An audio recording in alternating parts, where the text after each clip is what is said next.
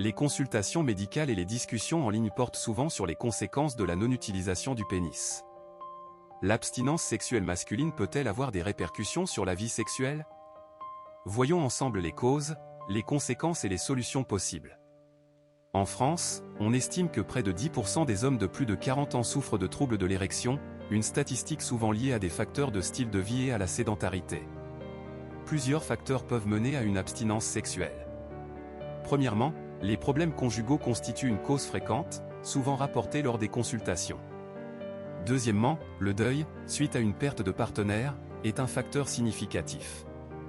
Troisièmement, l'apparition de maladies chroniques, comme le diabète ou certaines maladies cardiovasculaires, entraînant des traitements prolongés, peut affecter la libido. Le cancer, notamment celui de la prostate, représente une autre cause importante, souvent liée à des traitements hormonaux qui peuvent impacter la fonction sexuelle. Quatrièmement, une baisse de la libido, due à divers facteurs, incluant la fatigue, le stress ou un déséquilibre hormonal, peut conduire à l'abstinence.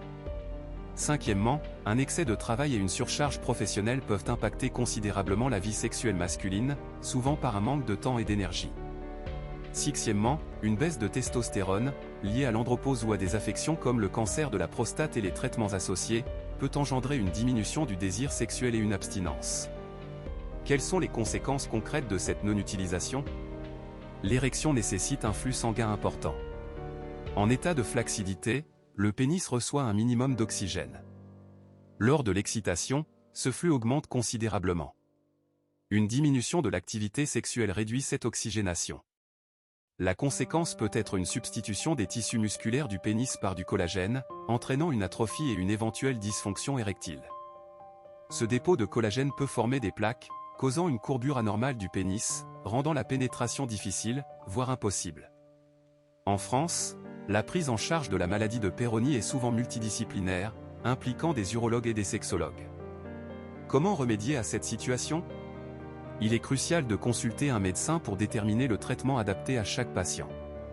Parmi les solutions envisageables, on trouve les pompes à pénis qui stimulent le flux sanguin par aspiration. Les exercices de Kegel, en renforçant le périnée, améliorent la circulation sanguine dans la région pelvienne.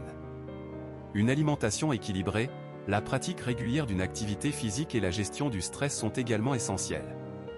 Un traitement médicamenteux, comme la prise de tadalafil ou de testostérone, peut être envisagé après diagnostic médical.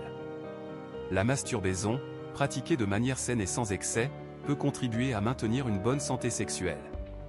Cependant, il est important de prévenir les risques liés à une consommation excessive de pornographie. La chirurgie n'est généralement indiquée qu'en cas de maladie de Peyronie sévère et n'est pas un traitement de l'atrophie pénienne.